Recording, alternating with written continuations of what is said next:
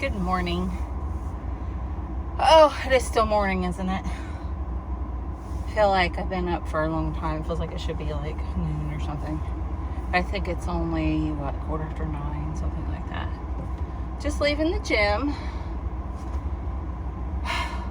Wasn't feeling it this morning. I really did not want to get up and go, but I knew that I would regret it if I didn't go. And it was good. I did not do the treadmill today. I wanted to get to the weights and things first, and then I actually saw a video saying it's best to actually do the treadmill and then incline after you lift weights. It has something to do with the glycogen. I think it's glycogen in the muscle after you work out, and I don't know. I don't know all the science of it. So I think I'm gonna start doing that. The thing is, like, time you get done with the weights and stuff, you really just want to leave. You don't really want to go onto the treadmill, but I'll do it next time. I think maybe I'll take a walk this evening. I tried to walk my dog yesterday. If you know anything about hounds and you have any advice on leash training a hound, he was never on a leash. He was always in a cage, with the hunting dogs. So when they go outside anywhere, their noses are just picking up every little scent. And it's a complete distraction for them. I kind of feel sorry for them. It's just their instinct is to track and to pick up smells. But it makes it hard on the owner to take them for walks, because they're constantly stopping and tracking and stopping and tracking, and you feel like you're dragging them, So I'm gonna watch some videos about how to leash train a hound dog. But he's so cute.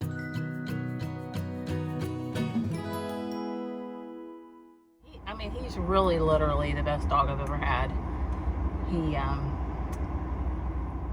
He's not potted in the house one time. He's not like rambunctious where he's like running around crazy barking at it. He doesn't even bark. Yesterday I was hanging something up in the laundry room, and I had to put a couple nails in the wall, and he did not like that banging. He barked, and that's the most I've heard him bark. And I think he was more concerned for me, because he just kind of came around and peeked over like, "Are you okay?" He was so cute. And then he just quit and went back and lay down. He doesn't try to get on the furniture. He doesn't try. He'll, like, if you're eating in front of him, he'll kind of sniff like, "Are you gonna give me a bite?" But he's not really a beggar. He's just good. He's just good.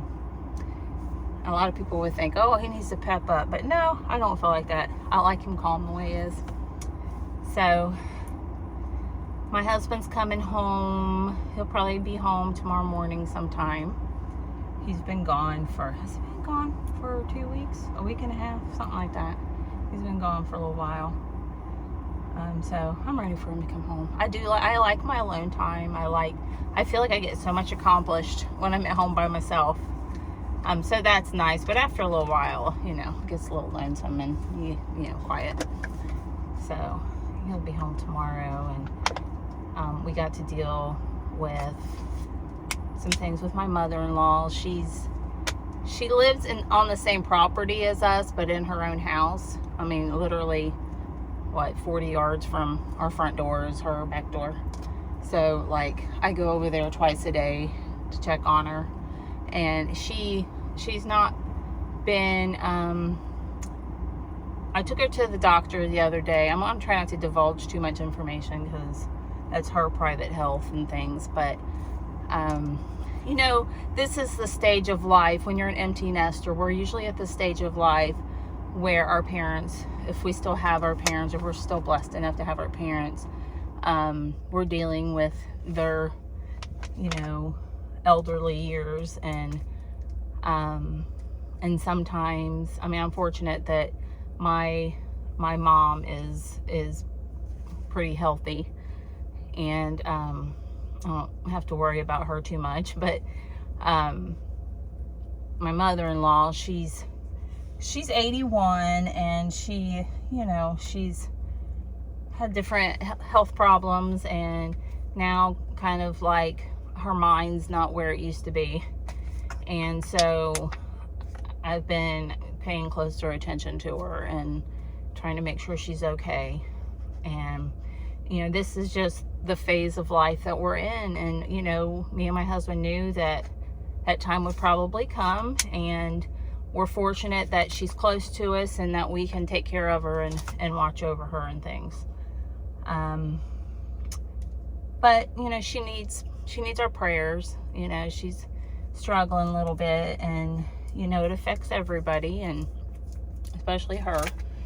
So it's just part of life. You know, we're blessed to still have our moms. My dad passed in 2015. Can't believe my dad's been gone for 11 years.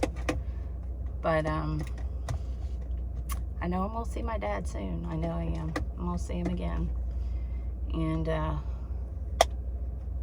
my dad suffered for many years, you know, and it was a bittersweet passing, even though it was horribly hard and sad. I know where my dad is, and I know he's in no more pain. So I find hope and peace in that. And then I'm gonna see him again. So, and anyway, enough of the sappy stuff.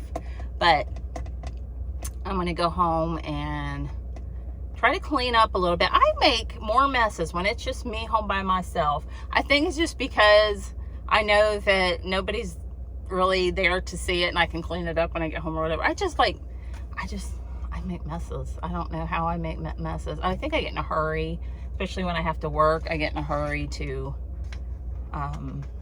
get ready and things and take care of things, and then I just end up leaving stuff sit around or whatever. But I'm gonna go home and try to clean up a little bit before I have to get ready for work. And I'm off tomorrow. I'm so happy. And my husband will be home, so I'm sure we'll be taking care of some business. And hoping and praying. My mother-in-law's doing better today. She's been on antibiotics since Saturday. Today will be her third day of antibiotics. Let's see, Saturday, Sunday, Monday. No, Saturday, Sunday, Monday. Today will be her fourth day of antibiotics. So we're hoping and praying that she improves.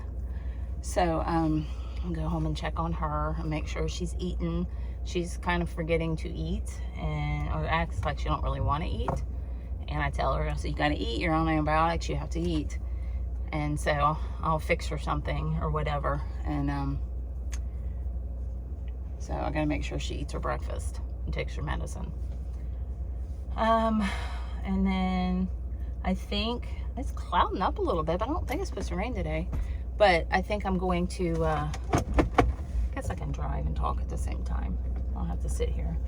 I think I'm gonna cut a little bit more grass. Hold on. Okay, sorry about that. My husband called me when I was trying to talk, and he's got great timing like that. Let me fix this thing. There we go. And so I'm already back home. So we had to chat for a little while. I am feeding my starter. I don't know if everyone knows, but I do make sourdough. My jar needs to be clean, don't judge. I fed it a few days ago and it did not really rise up. It's kind of sluggish, so I dumped it and I'm gonna feed it again, or I did feed it again. I'm just stirring it up, hopefully this time. I need to make some bread and bagels, so I'll have that when my husband gets home. I don't know, I haven't really been eating any of that. Not that I wouldn't, I just haven't, because I haven't had it. So, get that fed. I got a lot of discard. I'll actually keep some of this, because I have some overly ripe bananas. Why is my camera look like that? It's like too low or something. I have some overly ripe bananas that I'm gonna make some sourdough banana bread with. So have that, and I'm just gonna, I usually stick this in the microwave, my starter, after I feed it, and I just kind of prop the door open so the light stays on, and it keeps it nice and warm. Starters like to have some warmth. And then I'm gonna fix myself some kefir. Kefir, if you don't know, is fermented grain. This is what it looks like. I'm gonna hold it up there if you can see the inside. You can see the clumps in there. That's the kefir grains. And then you just put your, I use organic 2% milk. It's best if you can find unpasteurized milk. That's the best to use, but it's really hard to find unpasteurized milk. I mean, this still works. It just doesn't get quite as thick. But it's still thick enough for me because I put mine in a blender with some frozen fruit, and that's how and a little bit of sweetener, and that's how I drink mine. But this will be ready probably tomorrow or the next day. It all depends. It's just kind of like your starter. It all kind of depends on the humidity and things, how quickly it's ready. But I have some in the refrigerator. I just kind of put it in here after I strain it, and it's pretty thick. I mean, it's thick enough for me. And then time I put it with the fruit, it gets real thick. So I love the taste of it. I mean, it does have that sour taste from the fermentation, but I like it just like I like sourdough. I like kefir grains too. So I'm going to probably fix me some of that since I just got done with my workout. That'll be a good little boost. But it's so, where is my, oh shoot, I got a sauce in the refrigerator. I don't really want to dump it out, but it's in my,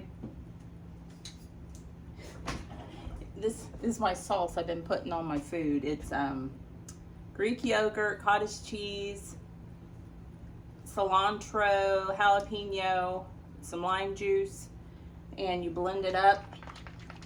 And I pour it over my chicken and my squash, and makes like a Mexican flavor. But I don't want to throw it out because it's really good. But it's in my mixer. The cilantro. I could drink this stuff.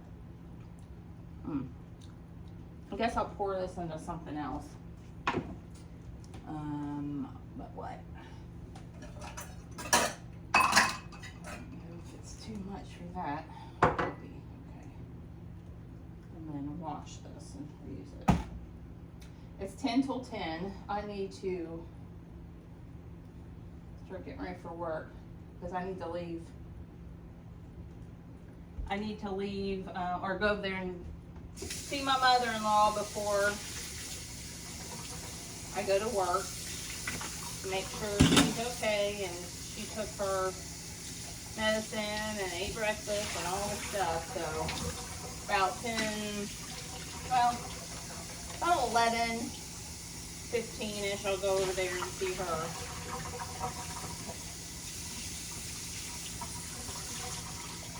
We're gonna try to get some work done on this deck this weekend, I'm hoping. We've got some of the bottom of it done, but we've got a lot more to work on. So I'm hoping we can work on that. I'm excited to have a deck for the summer that we can put the grill on and all of that. And some chairs, and I can sit out there by the pool. I'm just so looking forward to that. Okay. So I'm just gonna pour, I think I'll measure this because I don't want a whole lot. What is this?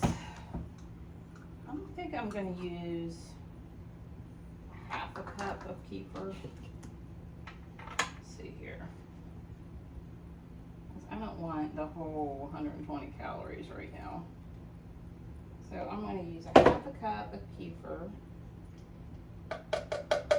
This will just give me a little bit. I don't need a whole whole lot right now. I'm gonna fix myself some,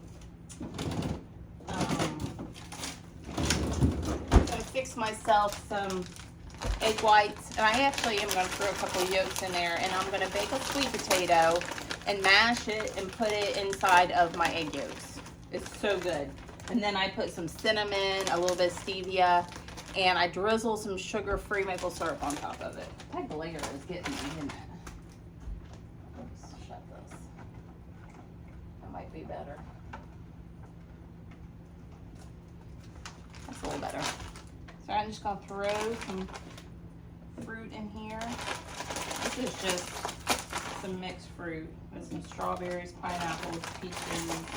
I don't need a whole lot since I don't have a whole lot of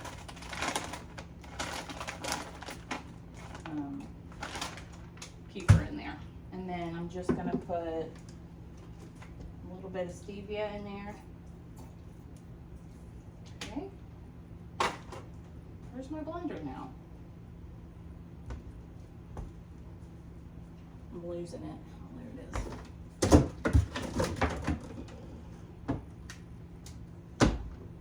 That sauce, though. I'll kind of share that later on.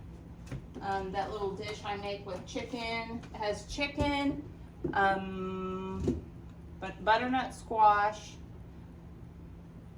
on a bed of arugula or any kind of greens that you want. And I use I'm not a corn eater. I don't really think corn's got hardly any nutritional value. But for flavor, sometimes you take like 2 tablespoons of Mexicorn and kind of sprinkle that over the top with some avocado. And then I drizzled the sauce over top. Oh, it is so good. It is so good. I love the way I eat now. I mean, I love the high protein and the squashes and, man. Okay, it's gonna get loud.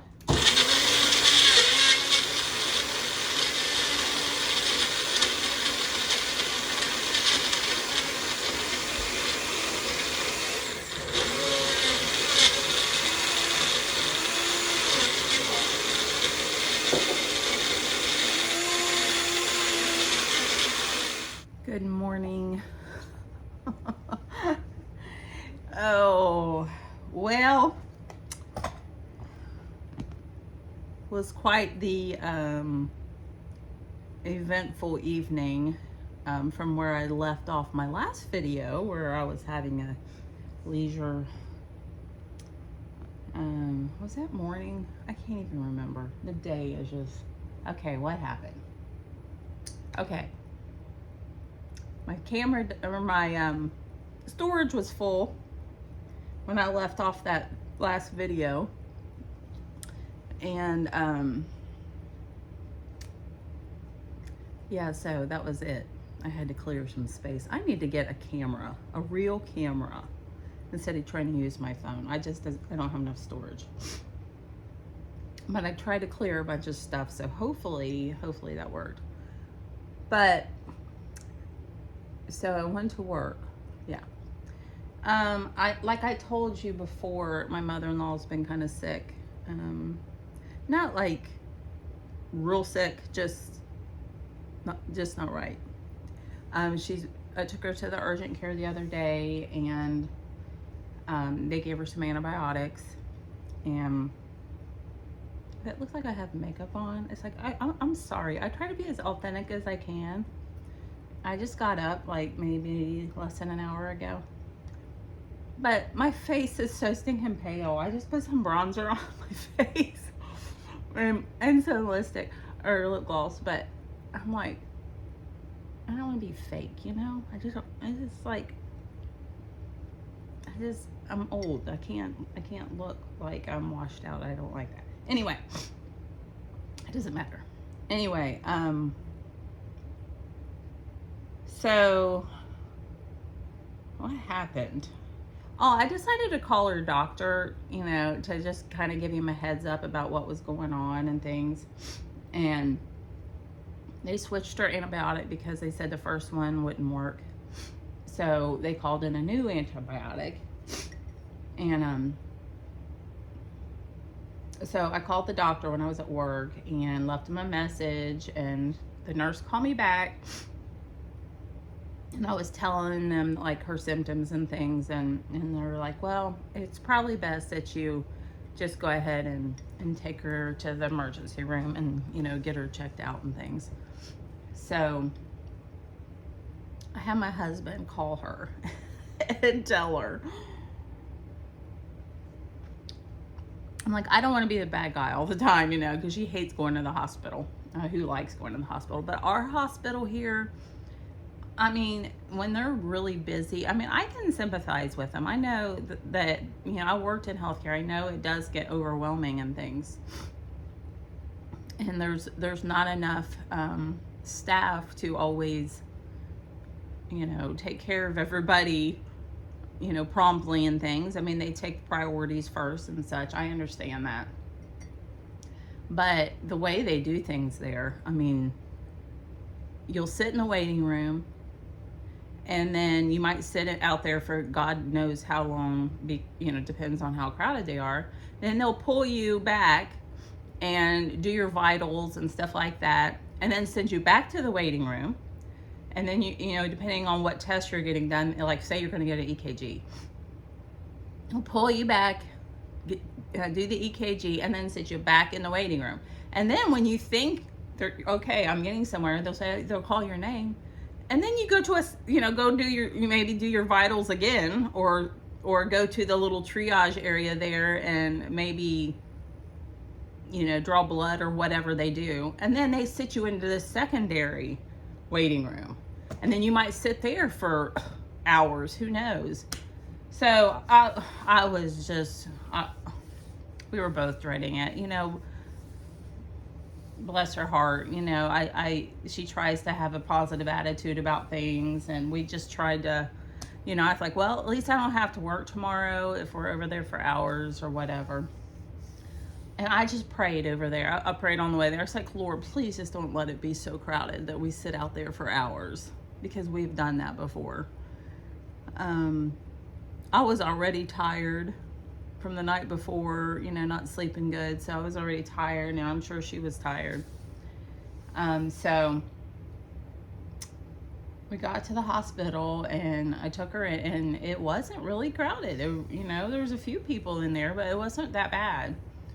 I think we got there probably about 6:15, and all said and done, we got home probably almost 11. So, I mean, it's still a long day, but it could have been worse. But they didn't keep her. They just gave her IV antibiotics, and, you know, her blood test was fine, so there was nothing really major going on there. So they told her that, you know, she should feel better within 24 hours after that. I got to go to the pharmacy today and pick up more antibiotics for her that they called in yesterday. The urgent care called in yesterday, so she's got to take those.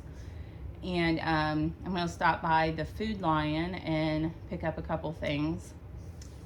But so last night, thought we were home free, and she was just not moving very well, you know, so it took a little while to get her out of the car and stuff. So I went ahead and had the door unlocked and was going to take her stuff in the house.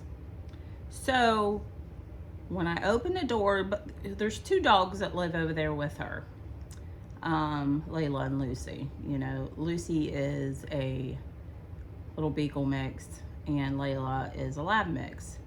And they're both older dogs. Layla is the oldest. Lucy's probably about 8 years old. And Layla's like, I don't know, what is she? 10 years old, I think. I don't know what's been going on in that house, honestly, with the dogs since she's been sick. I mean, I go over there, like I said, twice a day, and I ask her, I'm like, okay, they're obviously being fed because they're fat as all get out. So anyway, both the dogs are at the door, and I open up the door, They had gotten in her trash can, and she's got one of those big trash cans in her laundry room, like the big kind that you keep outside. She's got that size in her laundry room, and they had tipped over the trash and drug everything out. Everything. Stuff I didn't want to see, I didn't need to see. And then she keeps like a little grocery bag on her cabinet door handle by her sink. She just throws like little things in. They got that out, had it all over the floor. I go in the living room, and there was her Bojangles wrappers from her chicken sandwiches I bring her. Tore up all over the floor. I was mad. I was so mad. I was tired, and it was the last thing I wanted to have to do was pick up all that trash. I was not happy. I was not happy. But I just was like, you know, she couldn't barely even move, much less pick trash up. I'm like, I can't leave this here for her, obviously. So I put some gloves on, and I just picked the trash up, took the trash outside, put a new trash liner in there, and I'm like, Lord, give me strength. Give me strength. And you know, I'm thankful that I can help her and be here for her, you know. But it is very trying. I'm just, you know, human. It's hard. I'm not a spring chicken anymore either, you know, so it's just mentally and physically taxing. But I know it's so much harder on her, you know, and I can sympathize with her, you know, because I know she hurts, you know, and it's hard for her to walk and stuff, and it's just sad. It's just sad. So picking up some trash, you know, it's not that big a deal. It was just one of those things, you know. It's like one of those things that you don't really want to do when you're tired, and you think you're home free, and then you got something else to deal with. So I'm hoping and praying that she feels better today. My plan is today, my husband's going to be home today at some point. He's on his way now, but he's got to stop at the terminal, and he's getting his brakes done on his truck. He drives a semi. He's been gone for a while. I don't even know where he went. He either went, I think he went to Chicago, and then he went to Louisiana. I think that's where he went. And we're in North Carolina, so it seems like he's been gone for 2 weeks. Sometimes he says, no, I've only been gone a week, but I know it's been longer than a week. I can't remember what day he left. It's been over a week. It's probably been a week and a half since he's left. I don't know. There's so much going on. I don't even remember. But so I'm gonna try to just pick up a little around here. There's not much I have to do. I have to clean my bathroom, straighten my bedroom. I got the vacuum out. I'll probably vacuum the rugs a little bit.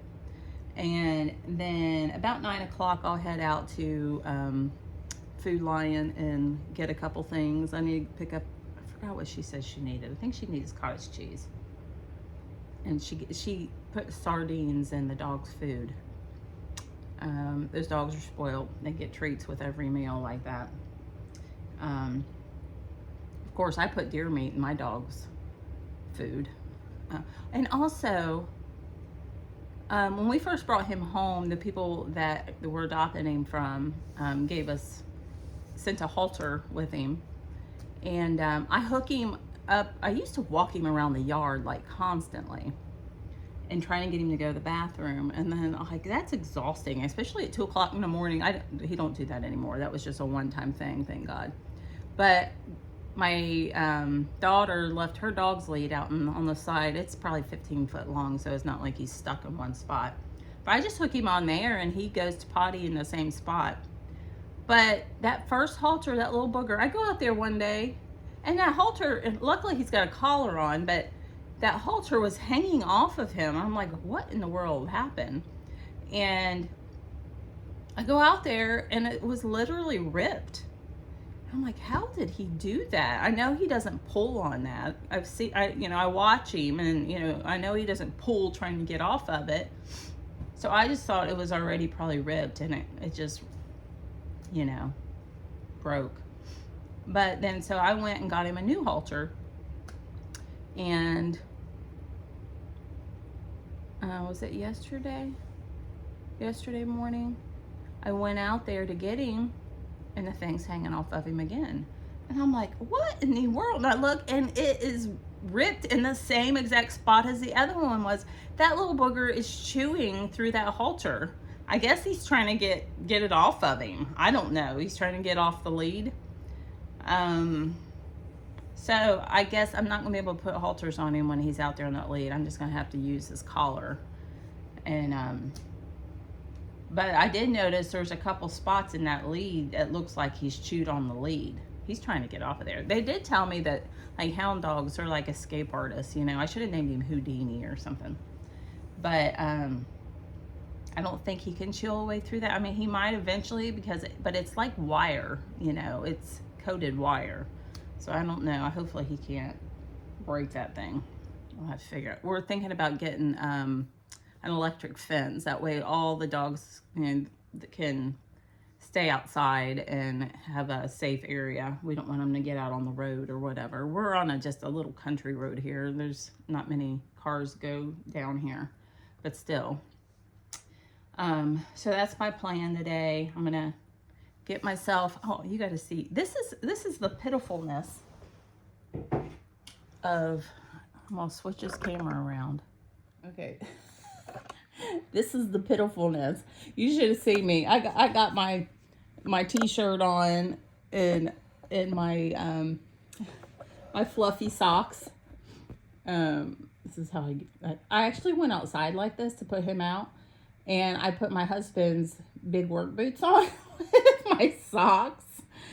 Oh, I'm sure. I'm glad the neighbors probably don't, they can't really see my backyard unless they go out in their backyard. But yeah, that looked cute. I've gone out in some really cute outfits to take the dog anyway out. I'm gonna get started with this day. I'm feeling okay right now. I didn't sleep real good, and I was up by 6:30, and I don't think I went to sleep till after midnight, so I'm gonna be sleepy today. But right now I feel okay. I'm just gonna do what I need to do and get this get something accomplished today. So I'll catch up with you later. Okay. Oh, well, it just keeps getting better and better. When I started this channel, I wanted to show real life with empty nesting and all the stuff that it entails. The good and the bad. And it's mostly good, but there's also challenges. So this morning, if you don't know, my mother-in-law lives right across the driveway. So she has her own house, but we're about 40 yards away from each other. But I went this morning, like I said, to pick up her medicine and stop at the store and get a couple things. And I came back, and her back door wasn't open, and she had her deadbolt on too. So I went to take her medicine, and luckily I have a key, so I unlocked the door and the deadbolt, and I went in, and the refrigerator door was wide open, and the dogs were carrying on.